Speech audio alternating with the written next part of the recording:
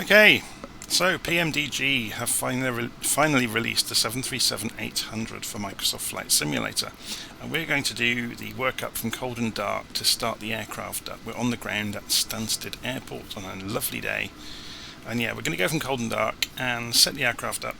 I'm going to be following a printed checklist. The download link for it will be available in the notes of the video, and you can see the printed checklist here. It's in Google Drive. And you can see it notes the keyboard combinations to use to move around the cockpit as we do so. You can go and download that and you can follow it yourself out, or you can follow the video, whichever way you prefer. But I actually like to follow printed checklists because then I know what I've done. And that actually leads us into the first subject about the 737. If we go and jump inside, you can see I am already in a cold and dark state. This is not how the aircraft first appears when you launch it into the simulator. It will be running regardless of if you have loaded it onto a gate. So what you will need to do is go into the FMC. Now if you're already in a cold and dark state, this is a tip as well. In an aircraft that has no power connected at all, there's a bit of a hack built into the system where you can hold the menu button on the FMC and it switches it on. Regardless, there's no batteries or anything involved here. So then we can go to the PMDG setup menu of the FMC, and this is where you can control the state of the aircraft. So all I did when I first came in was went to the panel state load option and chose cold and dark and executed it. Obviously I don't have to do that again because I've already done it. So that's what got me into this cold and dark state, away from everything being ready and up and running. I actually prefer to start from a cold and dark state with all of the aircraft in Flight Sim, because then I know what I've done in terms of configuring the aircraft. If the aircraft is already up and running, you don't know without going around and scanning everything what's been configured and what hasn't. So I actually like to start from cold and dark every time. So to make the aircraft load in a cold and dark state, you have to go into the startup state option and choose cold and dark, for example, and execute it. And that will make it appear here in the menu. And that means next time you come into the 737, it will be starting cold and dark regardless. Okay, so it will remember that from time to time. It's worth also pointing out before we go much further, you can configure different options on the aircraft, just as somebody buying an operator of the aircraft might specify a certain loadout. So a lot of the hardware in the cockpit can be changed. So for example, we don't have the head-up display in this model of the aircraft, and the default liveries they give you with the aircraft when you install it actually reflect the real loadout of those aircraft, so they are not all the same as each other. So you may choose a different carrier livery, but that may reflect a completely different set of hardware installed. So you can see here there are various blank plates around the place. They may get filled in depending on the loadout of the hardware. Okay, so anyway, I'm going to follow the printed checklist and we'll see how we go. So this is very much a functional checklist, just to get us through the immediate things we need to do to get the aircraft up and running. A lot of the checks and balances the real crew would do are missing. Okay, I'm also going to be using a Thrustmaster Airbus quadrant to control the throttles, and as you can see, a Thrustmaster quadrant looks nothing like a Boeing quadrant, and the axes are different and you can't actually configure it to work properly. So we're not going to worry too much about that. I have got another video on YouTube showing how to configure that so it will work correctly. So yeah, feel free to go and search for Thrustmaster and 737 on my channel. Okay, let's get started then going through this checklist. On the checklist I've got all the keyboard combinations to move us around the screens easily. So we're going to start with turning the batteries on. So we go Control 6, which takes us to the overhead panel, and we turn the batteries on. So where are the batteries? They're under this lever here. So batteries on. We can close the lid on that straight away. We then go to the FMC, which is Control and 3 is the shortcut to take us straight to the FMC, and we connect the ground power. So we go to the menu, we go to FS Actions, we go to Ground Services, and we can select Ground Power Request, and it says it's connecting. If we go and look outside, you will see the cart has appeared and the wire has now appeared. So unfortunately it doesn't animate somebody wandering over and plugging it in, but you can't have everything, I guess. And that will say release once it's ready. So in other words, we can toggle that. We can actually release the ground power as well when we're ready, but we don't want to yet. Okay, control 6 takes us back overhead, and we can turn ground power to on now. So here's the ground power switch, and we switch it on, and the aircraft switches over from using just the battery to using the ground power supply. So then we can go straight overhead. We can turn the dome light on if we need to. We don't need to because we're in daylight. And we can turn on the inertial navigation system. So we turn both of these knobs to nav, and they'll say on DC and then go to a line. Give it a few seconds, there it goes. We'll go to on DC and go to a line. So there's a left and right inertial navigation system. You get a lot of redundancy in airliners. Okay, now we can turn this knob here, HDG STS, which will give us how many minutes until the inertial navigation system has aligned. It takes a few moments to appear, so we're not going to worry too much about that. Excuse me. Okay, next we go control 6, and we turn the emergency lights to armed, and we close the lid on that. We turn the window heat to on, so these are the heaters that prevent the windows from freezing up, and the probe heat to on. So these, if we look outside, on the outside of a 737 there are numerous probes. If they are not heated, they can freeze up, and they're measuring air pressure. And if they are not heated, they could freeze up at altitude, and then you lose your measurement of altitude and airspeed, which would be a disaster. Okay, control 3 takes us back down to the FMC, and we're going to prepare our flight plan. So we can press the menu button to get back to the start, and we go to FMC. And you can see it says at the moment nav data is out of date. That's because I don't have a Navigraph subscription, so we're not going to worry about that, and we clear that. It's now asking us to enter the IRS position. So in other words, the aircraft for inertial navigation wants us to tell it where it is in the world. So we go to POS init at the bottom right, and you can see there's a set IRS position field, which is what it's asking us for. And there's a series of boxes. That means that's a mandatory field we have to fill in. To get the IRS position, we can go to the next page. Notice we're on page 1 of 3. We go to next page, and we get the readout from the GPS systems on the aircraft. So we can pick one of those up by clicking the soft key next to it. And that has appeared now at the bottom of the screen. So this is important. This bottom line doubles up as both a message line for the system to tell us things, and what's called a scratch pad. So it's somewhere we can key things in. So you can see I can type in there as well.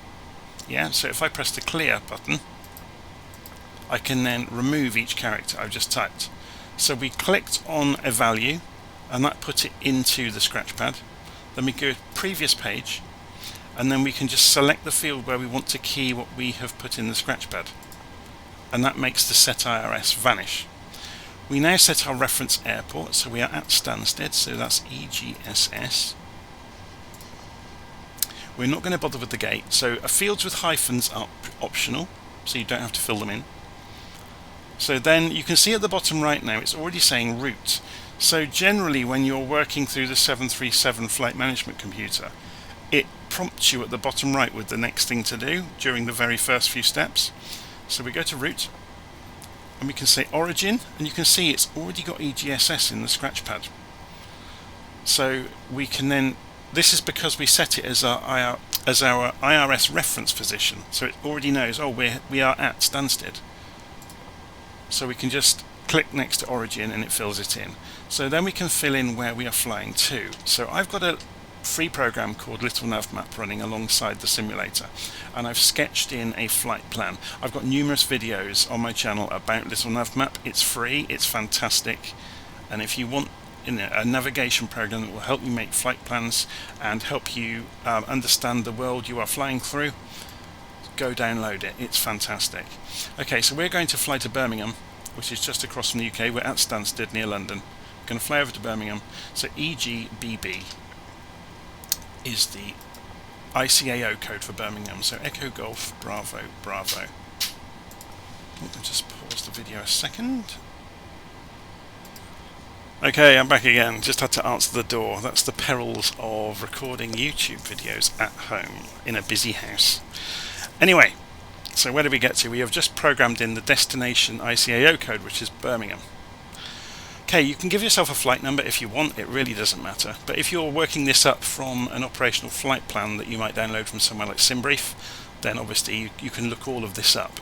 Something that does become important later is to fill in the runway we are departing from Stansted on. So let's have a look. We are going to be departing on runway 22, and this is dependent on the wind usually.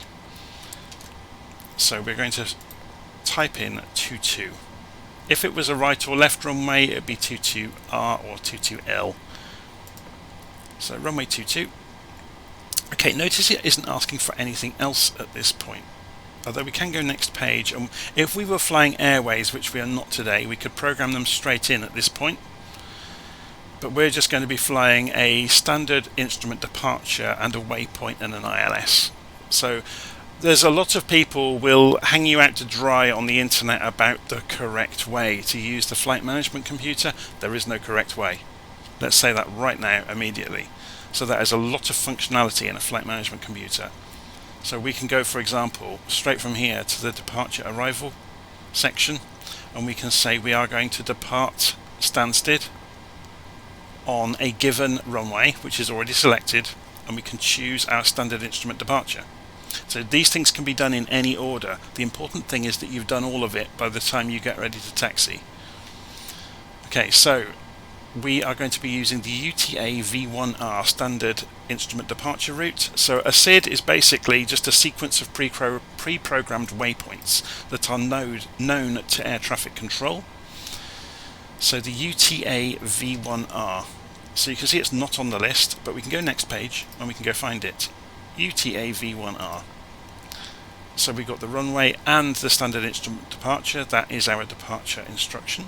And we can then go to route and activate what we've just done and execute.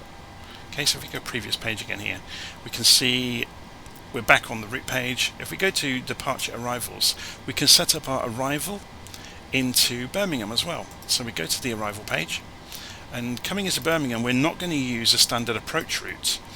We're just going to use the ILS for runway 33. Okay, so ILS for 33. We don't have to choose a star or standard approach routes, and we can say execute. So what that will have done, if we go and look in the legs page, is pre-program all of those waypoints. So there's the UTAVA standard instrument departure. If we go next page, you will then see a discontinuity, and then you will see the ILS approach into Birmingham. So on the 737, it typically wants you to put something in between.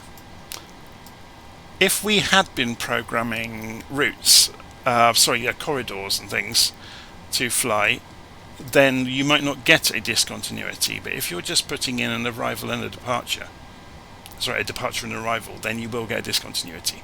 So, okay, we're going to put a waypoint in the middle of our route, so the Daventry VOR, which is DTY.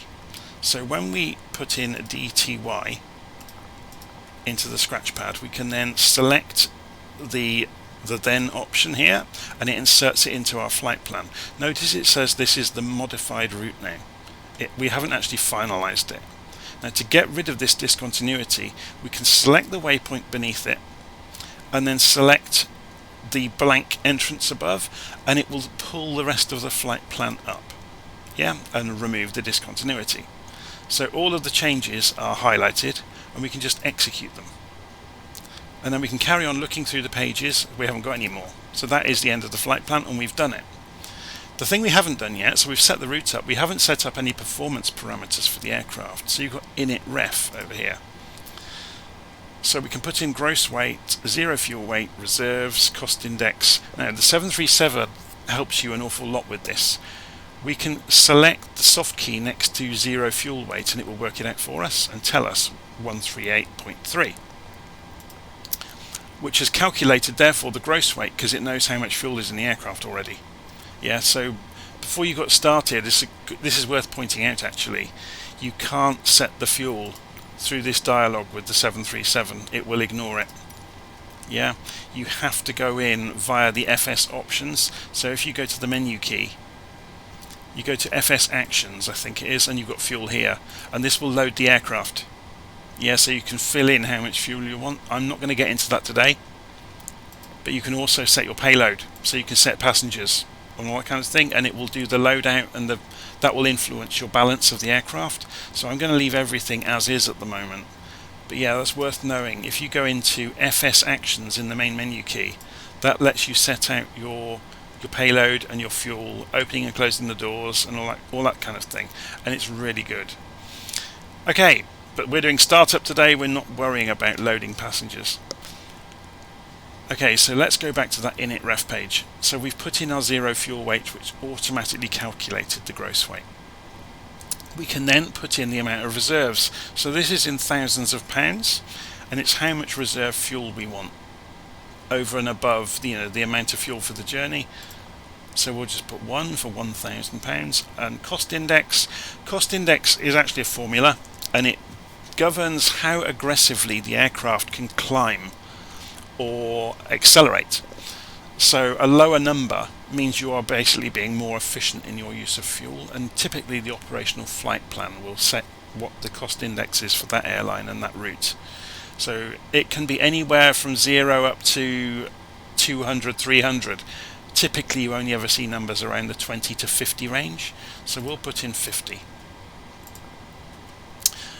You've got another mandatory field at the top right, the cruise altitude. So we're going to go for 10,000 feet, just for this example flight. So 10,000. You've got a transition altitude here, which you could set. If you're flying in the US, it's always going to be 18,000 feet. If you're flying in Europe, it could be wildly different wherever you're flying. So if you've got charts, it will be on them. So it's worth looking up. So we've put in our basics and we can execute that. The next page of the performance is the N1 limit. So this is your climb out details. By default, it just goes, how you want to climb out. You have got a derate option, or several derate options, so you could actually not run the aircraft as aggressively as you might. And again, that might be on your operational flight plan. We can leave it alone and leave it on the default. We go to the takeoff page. This is where we set the flap setting for takeoff. So we will go for 5 degrees of flaps. And that tells us the rotate speeds for the aircraft that will be called out by the co-pilot as we accelerate down the runway. So we can transfer those calculated speeds into the actual call-out speeds that he will use. We've also got centre of gravity here, and it will pre-calculate it for you. So if we just click it once, it puts it in the scratch pad. So based on your loadout of the aircraft, that's where the centre of gravity is along its length, and that gives you a trim setting. So what the trim setting is for us to pre-program the elevator trim. So this is the elevator trim wheel, and we can spin it with the mouse. We need to get it to 5.12. So based on the loadout of the aircraft, if we move this trim wheel, you can see this little marker moving as we do it. If we move it to about 5.12, what it means is the elevators will be in equilibrium as we accelerate along the runway. So the nose will not start to lift or not start to push itself into the floor as we accelerate. It basically means the aeroplane will be flying by the time it reaches takeoff speed, but at 0 altitude, without us having to impart any pitch into it to make it do that. Okay, so let's go back control 3 to go back to the FMC, and we're basically done at that point. We've got the takeoff refs in, we've done the legs, we've removed discontinuities, we've set the departure and arrival information. It's worth pointing out as well, you wouldn't necessarily on a longer flight set the arrival data at all. You would do it while you're in cruise, when you're on approach. You would be talking to air traffic control, because you may have very different approach information based than your flight plan, depending on what's going on the day. The wind may have changed, there may be weather, there may be other traffic in the way, so the approach air traffic control might redirect you. So you wouldn't typically set the arrival, which is why we saw early on that we didn't have to choose an arrival to actually set our active route. Okay, so we've now done the flight plan. Next thing to do is go to the MCP. This is the master control panel for the autopilot. So it's this panel right the way across the top of the cockpit. So this is where we can set our takeoff parameters for the aircraft just to get things up and running. So we know we're taking off from runway 22. So I happen to know that is 222 degrees, so we can go and set that on the heading. So the idea of doing this is we pre-configure everything so we don't have a shock when the autopilot kicks in of it going off in a different direction. We're going to set it to everything we're anticipating we will need before we switch it on. So we're going to change the speed because this has an auto throttle. I'm going to change it to 220 knots or 225 knots even. 220 we'll go for the climb out. So when we turn auto throttle on and go for speed mode, it will climb out at the speed we have dictated. Because we've switched everything else on, we can go and configure some other bits and pieces. So we could set vertical speed mode, for example. We could go for the altitude and set that, but we're not going to. We'll wait until we're flying. Typically when you turn the autopilot on, vertical speed will match your vertical speed at the time you switch it on, if that makes any sense. We can switch on LNAV mode already though, or we should be able to, unless they've stopped us from doing that. That's interesting. Let's see if it will let us do it once we've got flight directors on. Oh yep, it does. So as soon as we have flight directors on, then we can choose LNAV mode. We should be able to do vertical speed as well then, if that's the case. Yes, we can. And we can dictate that we want to climb out at 2,500 feet a minute, for example. Don't be surprised if that resets itself when we engage autopilot to match our vertical speed at the time. Okay, so why did flight directors have an impact on us being able to set up the autopilot mode? So lateral navigation, by the way, means the aircraft will follow the plan we have chosen, but we are not going to use VNAV, which would choose the altitudes we have chosen. We're going to fly out manually, just so I show you some of the options. So yeah, why did the flight directors make a difference? There's actually two parts to the autopilot system on the big jets. There's the flight director and then there's the autopilot. Oh, don't worry about that buzz, that's just my controllers having a fit. There's a problem in the USB controllers on multiple PCs with Flight Sim where the USB ports reset every so often and you'll see all the controllers throw themselves all over the place. Anyway, sorry, getting back to the flight directors. Yeah, so the flight directors actually read the flight plan and figure out what the aircraft needs to do to go that direction. The autopilot makes the aircraft follow what the flight director wants to do. Okay, so when you have the flight directors on, you will see when we're in flight, you will see a crosshair appear on the attitude indicator, which you can follow yourself. If we turn them back off, you should see, yeah, some of the symbology appears and disappears. So you can see there's some markers have appeared. They'll center up once we're traveling, but we won't worry about it at the moment. So that's the master control panel. All we're doing here is setting up the aircraft. I mean, you could set the course as well to match the runway direction. We're not going to bother. Okay. We also need to set the barometric pressure of the altitude or altimeter. So you will see here that we've got an altitude and a barometric pressure appears on the primary flight display. It's controlled by these knobs up here. There's a secondary one as well here for the backup attitude indicator, which also has the altitude on it. As we change the barometric pressure, you can see the height changing above sea level. So you tune this given a readout from the tower to make your reading of altitude, which uses air pressure, accurate for the airfield. So we can shortcut this by pressing B, and you can see it just gently moved when I pressed B. So the barometric pressure outside at the moment is 29.92 inches. You can change the reading between inches and hectopascals by rolling the knob here. So if we move this to hectopascals, you will see this has changed to HPA, and the rate has changed to 1014, or the reading, sorry. So it's literally the same deal as the difference between centigrade and Fahrenheit. It's just two different scales that are commonly used throughout the world. You tend to see hectopascals in Europe and inches in the US. Okay, so we'll leave that as is. We'll press B again and it goes back to 2992. So that's that done. Next we can go to overhead panel and we can start to get ready for flight. So we want to turn on the seatbelt signs to tell everybody to go sit down because we're going to be putting the engines on soon. So seatbelt signs are here in the middle and we'll put it to auto. Yaw damper we switch to on. Cabin pressure we set to our cruise altitude. It's already at 10,000 feet, it's over here. We set the aft fuel pump number 1 to on. The reason we do this is this pump will be used for the auxiliary power unit, and you can see the low pressure indicator has now gone out. We can now switch the APU to start. So APU is here. APU is the auxiliary power unit. It's a small jet engine in the tail.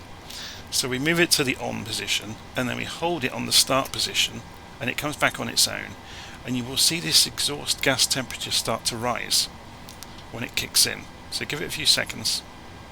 There we go, we get a low oil pressure warning, and then this needle will start to move, and it will move around to about 7 and then move back to 4 on its own. So there it goes. If we go and look outside,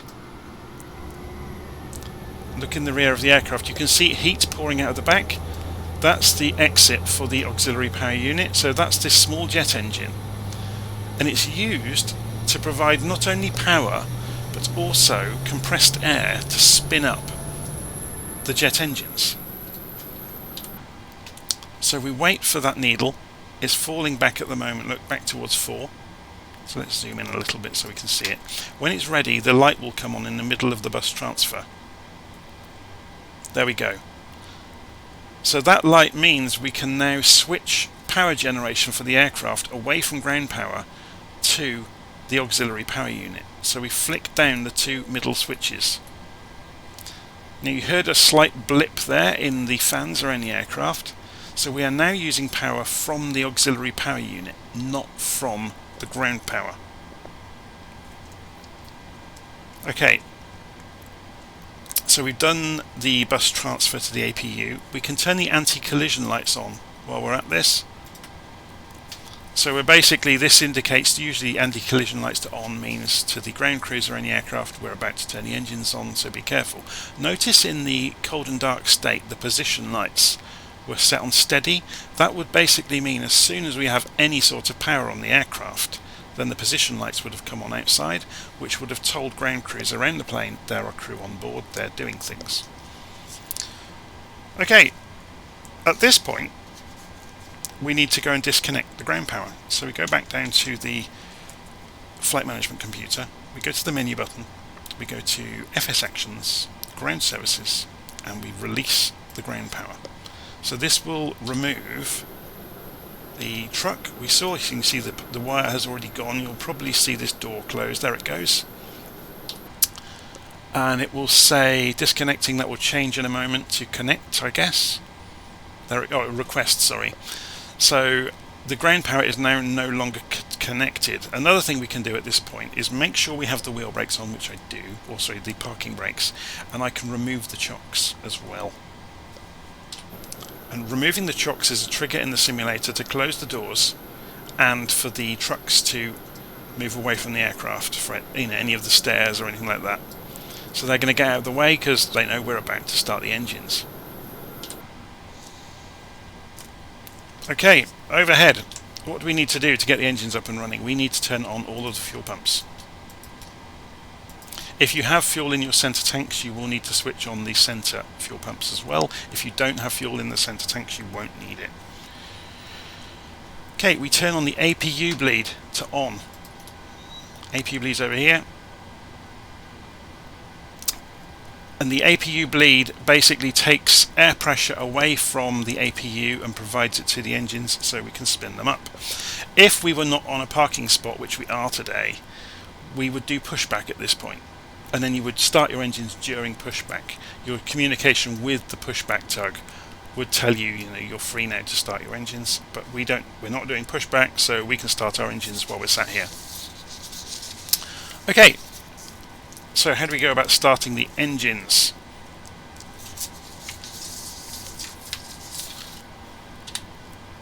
We'll go to the normal pilot's position because it's the easiest way to describe this. We are going to go and switch the right engine to GRD, use the ignition for the right engine, and we look down and you can see the N2 number is increasing for the right engine. When it gets to 20, we move the starter lever forwards, which introduces fuel to the engine. So when it coming up towards 20% on N2, which is the gas turbine speed, that was the compressed air spinning it up. As soon as we use the starter lever, then the engine is actually ignited, fuel is introduced, and you can see the gas temperature is increasing and the N1, the turbofan speed, is increasing. On that switch overhead, that will go back to off all on its own, and that is your signal to start the other engine. So we just wait for the engine to stabilize. You can actually hear that happening outside. If we actually go and look, you see the right engine is spinning, left engine is still static, and it's gone back to off. So we can now go to GRD on the left engine. We can use the left ignition. There's two ignition systems. They tend to iterate between them just to reduce wear and tear, but you can use either.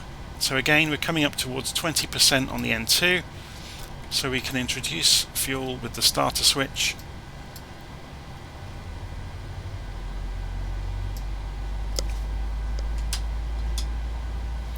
I'm just looking at this. Actually, I haven't got the parking brake on, and to get the parking brake on, we have to hold the brakes on. There we go. I'm just wary that as soon as you introduce the engines, the aircraft does have a small amount of positive thrust. So I just noticed there that I didn't have the parking brake on. I'd forgotten that the Airbus quadrant doesn't work well with the parking brake, so I've removed it for the moment. So I'll just operate it within the cockpit. Okay, so you heard that click there. That was the GRD switch, or the engine start switch for engine number 1, going back to off all on its own. So once you have done that, we can go back overhead. The engines are now running. They can generate electricity. Okay, so if we go and look on this bus transfer panel, we can now switch over power generation to the engines, which means we no longer need the auxiliary power unit. So the engines of the aircraft is kind of like bootstrapping itself, or pulling itself up by its own bootstraps. Now the engines are running, we no longer need the APU. So we can turn off the APU bleed, and we can turn off the APU. We now turn the hydraulic pumps to on, so they're above over here. So that provides our power to the control surfaces. We can turn the packs to auto, so this is the air conditioning for the cabin. You can see that also, and the not just air conditioning, the air pressure of the cabin. So you can see the duct pressure dropped as we did that. In other words, we're taking away from the available air pressure in the system to pressurize the cabin. Taxi lights to on. So down here we've got the taxi lights, they can go to on. We go back to the cockpit, we set the flaps to takeoff position. So if we just move the camera over there, I'll move my flap lever, and we want to get to 5 degrees of flap, which I need to go there. And again, it doesn't line up with the detents on the Airbus quadrant, so you have to kind of leave, to get 5 degrees flaps, you have to leave it halfway between, which is a bit annoying, but not a big problem. Okay, so we are now ready to taxi. So we can come back off that parking brake, if it will let us. We hold the brakes, and we can come off. And we can gently increase the throttles. And the world outside should start to move, and it's moving.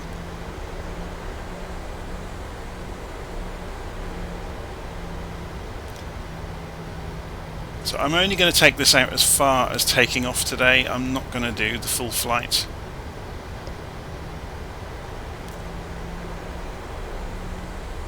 And we're going to use a max power takeoff. I'm going to use the throttles manually during the takeoff, just to show you something about the aircraft, really, that you can go above 100% on the engines. I'm just going to go through the sequence of operations of accelerating along the runway, rotating, climbing out, engaging the autopilot, and that'll be the end of the video for today.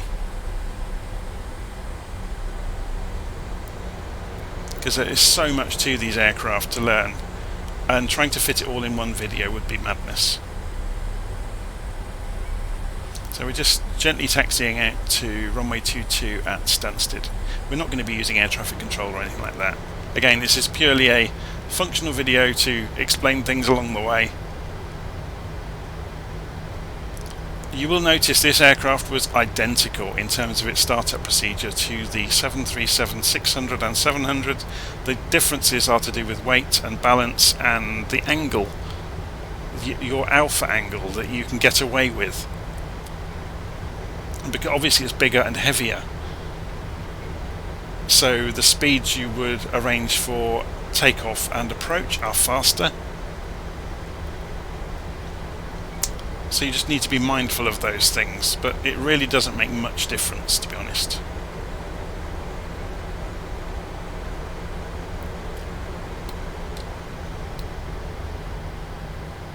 So we're rolled onto the runway. Quick check around everything that make sure we're ready to go. We can see the EFIS display here has got a 20-mile range, which is fine. We could pull it down to 10 miles so we can see it. Okay, so I'm going to push the throttles all the way forwards. Just gently push them right the way forwards. And you can see, if I push them all the way forwards, the engines will go beyond 100%. And that's what I wanted to show you, why I didn't want to do a pre-programmed takeoff with takeoff thrust setting or anything like that, or N1. So we're getting the call-outs from the co-pilot. Notice how fast we have to be travelling to rotate in the 800. V1. Positive rate of climb.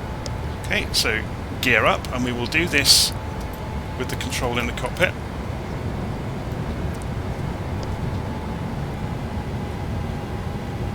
Arm the auto speed.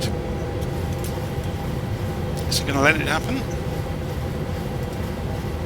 Let's go for autopilot. There we go. So now the aircraft is basically climbing out, and we'll go for LNAV mode. So it had switched off for some reason. So we've got LNAV mode. We're going to set that vertical speed now. Notice I said when we engage vertical speed it would go for whatever the aircraft's doing at the time. So I am no longer controlling the throttles. They're controlling themselves to do 220 knots, or it should be.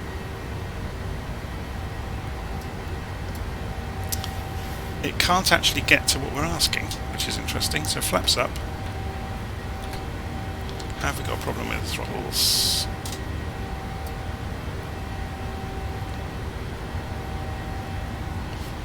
Yeah, I'm just asking for more than it can do. There we go. So this is a really instructional thing about the 800 look. You can't throw it around the sky like you can the other aircraft.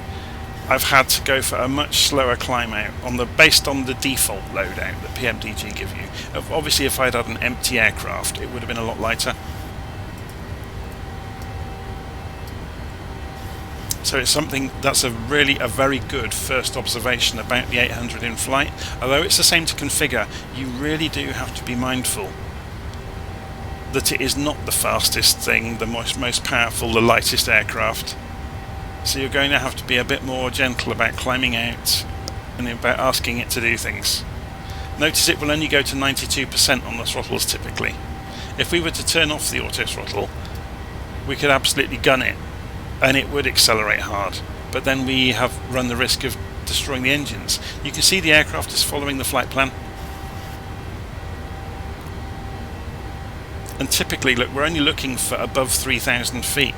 We're looking for 4,000 feet at Utava, we're already at 6. So we are climbing much more steeply than we needed to. So those are the kinds of things that you will need to bear in mind flying the 737-800. It's nothing to do with the actual configuration, it's the same as the others. Your considerations are around its weight and its performance because of that weight and size. It is bigger. It looks very pretty, doesn't it?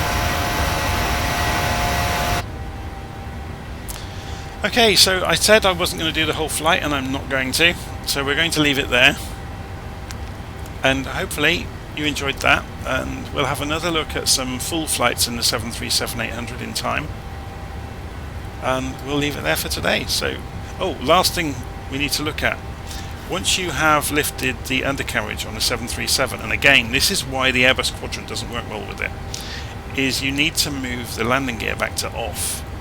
Yeah. Something else we didn't do, again this is because I was doing the functional start, and before anyone hangs me out to dry, we didn't turn on the TCAS system. Yeah, so now we have.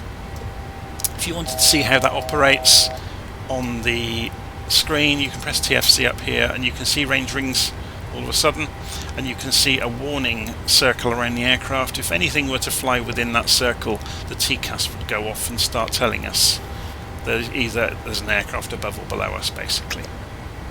And you can configure that on the TCAS. Again, I'm not going to get into that today, it's a whole nother subject. Obviously you've got radios down here for VOR navigation, but again we're not going to do the full flight as far as ILS. It's quite nice to watch the aircraft navigating though and flying itself. So it's holding 220 knots. We could go for 250. So obviously you can see in response to changing the speed with auto throttles, the throttles went forwards on their own. So it will hold 250 knots, but we've gone through 10,000 feet already, so we could, go for 300 knots, 400 knots if we wanted to. Okay, so I'm going to leave it there. I promise this time. We can lift the yoke back up by clicking on the panel so it's not in our way. But that's basically the 737-800. As I said, the thing to be mindful of with it is it's bigger and heavier, but has the same size wings as the other models. So you could see I couldn't maintain a 2,500 feet per minute climb out with the default loadout that the aircraft has. You can see altitude was flashing there because we are nearing our target altitude. Okay, so I'm going to leave it there. The aircraft's making its turn towards the destination. Obviously we can change the zoom on the EFIS display and see that. One final trick, although I said we were going to leave it there, one final trick you might want to know about if you've not seen the 737 before. If you move the mode for the display to plan mode, you will see that it is centered on a given waypoint. If you go to the legs page, you can see CTR and you can see a step button. So we can now step through the phases of the flight. So if we zoom this in, you can have a look at your flight plan in detail by stepping through it, which is quite useful. And if you keep stepping, it will just go back to the next waypoint that you haven't reached yet, and then through the rest of the flight plan. Okay, so I'm going to leave it there. I promise. There is just so much to talk about, and it's kind of wanting to share the knowledge is kind of an addictive thing, I guess.